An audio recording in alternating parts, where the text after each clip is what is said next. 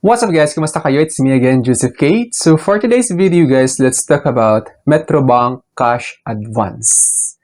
Pag-uusapan natin guys kung paano nga ba mag-cash advance sa Metrobank credit card natin at saka yung cash advance PIN. Kailangan nyo malaman kung paano kumuha ng cash advance PIN kasi before kayo makapag-cash advance sa Metrobank credit card ninyo, kailangan nyo yung cash advance PIN na yon. At saka pag-uusapan din natin guys yung fees and charges of course kasi ito ay utang from Metrobank credit card so kailangan malaman nyo yung fees and charges para hindi kayo nagugulat kasi may extra charges na nag-reflect sa statement of account nyo sa Metrobank credit card ninyo. Pero bago yun, nais muna kitang imbitahan na mag-subscribe sa YouTube channel ko kung bago ka pa lang kasi marami pa po akong isi-share ng mga tutorials, knowledge, and experience of mine in the future. Kaya naman huwag niyong kalimutan mag-subscribe para updated kayo lagi sa mga vlogs na i-upload ko. Yun lang po at sobrang maraming salamat po. So as you can see guys here, Metrobank cash advances allow cardholders to withdraw cash via ATMs or branches, incurring a 200 pesos fee or $4 for USD per transaction. So per transaction yun guys, plus finance charge from the date of withdrawal. So yung finance charge niya guys is 3%. Users need a 4-digit cash advance PIN to withdraw from Metrobank or PS Bank ATMs. So yung cash advance PIN mamaya pag-uusapan natin. Alternatively, payroll cash advance is available for qualified payroll clients. So kapag yung card nyo sa Metrobank is payroll account, so pwede kayo makapag-cash advance via payroll account. Then nandito yung key features and options. ATM cash advance. Insert your Metrobank credit card into any Metrobank or PS Bank ATM. Enter your 4-digit PIN and select cash advance. So ano nga ba yung 4-digit PIN or yung cash advance PIN? So paano nga ba kumuha ng 4-digit PIN or cash advance PIN sa Metrobank credit card? Metrobank sends you 4-digit cash advance PIN, also known as Quick PIN, via SMS to your registered mobile number within 15 days of credit card issuance. So the moment na ma-issue sa inyo yung Metrobank credit card ninyo, within 15 days, ipapadala sa registered mobile number ninyo yung cash advance PIN. So may case kasi guys na hindi numarating yon. So ito guys, take note lang na kailangan yung registered mobile number nung nag-apply kayo ng Metrobank credit card is active siya.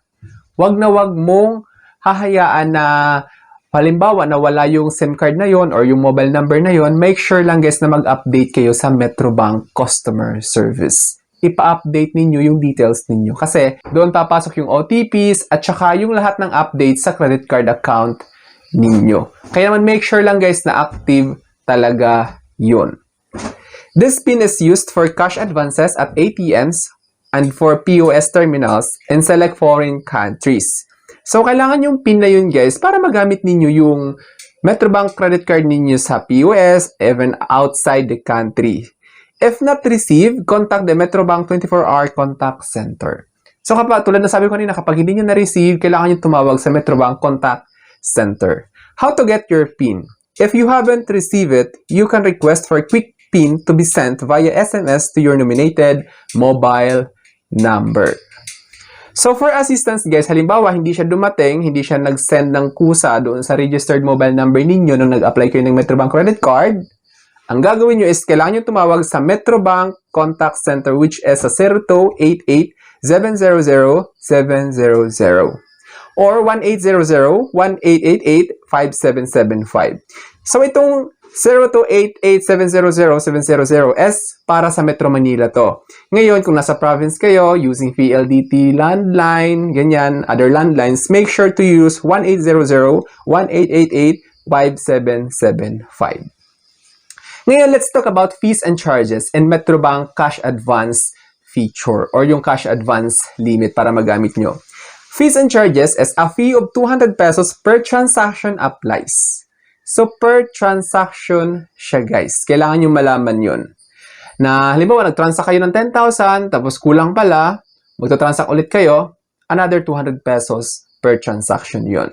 Kaya naman dapat aware kayo, make sure to compute your needs para isang withdrawhan or isang availment lang, para isang bagsakan lang yung fee na 200 pesos. Plus, additional charges from non-Metrobank PS Bank ATM. So, kapag hindi sa Metrobank na ATM or hindi sa PS Bank, halimbawa BDO, BPI, East West, may additional fee pa yun, which is minimal lang naman. Yung withdrawal fee na amounting to 18 pesos, 16 pesos, depende siya sa machine. Cash to Go, a facility allowing cardholders to convert a portion of their credit limit into cash, payable in installments with a minimum transaction of 6,000 pesos. So itong Cash to Go naman guys, is iba naman ito sa cash advance. Kasi itong Cash to Go is kailangan nyo mag-antay ng certain period of time para ma-process yung application nyo. While cash advance is instant siya, basta may quick pin lang kayo or yung cash advance pin na sinasabi, makakakuha agad kayo ng pera. Yung kaibahan naman is sa cash advance is mataas yung interest niya, it's because 3% yung magiging monthly interest. Compared to cash to go, minsan nagpo-promo amounting to 0.45%, 0.39% lamang siya. Yun nga lang, si cash to go is may fixed monthly amortization. Compared to cash advance, wala siya hanggat hindi nyo nababayaran, tuloy-tuloy lang yung magiging 3% finance charge. Then yun, payroll cash advance. So, pwede rin sa payroll cash advance. A short-term collateral-free loan for eligible employees of Metrobank payroll clients. Accessible at ATMs with a PHP 125 pesos fee per transaction. So kung yung card nyo sa Metrobank is payroll account, pwede kayo makapag-cash advance din. Yun nga lang, yung fee niya is 125 pesos per transaction din. Tapos, ito ay mababawas sa sasahurin ninyo. So ngayon, let's talk about how to use Metrobank credit card cash advance. So ito yung steps guys. Una is insert your Metrobank credit card into ATM. So tulad ng sabi ko guys kanina, much better sa Metrobank or PS Bank ATMs kayo para walang additional charges. Kasi kapag sa other ATM, may additional charges yun. Then enter your 4-digit PIN, yung ni-request nyo sa Metrobank customer service, and then select cash advance or withdrawal. Then input the amount and confirm. So pagka-confirm ninyo na input na ninyo yung PIN, tama lahat, mag-release o mag-dispense yung pera from ATM.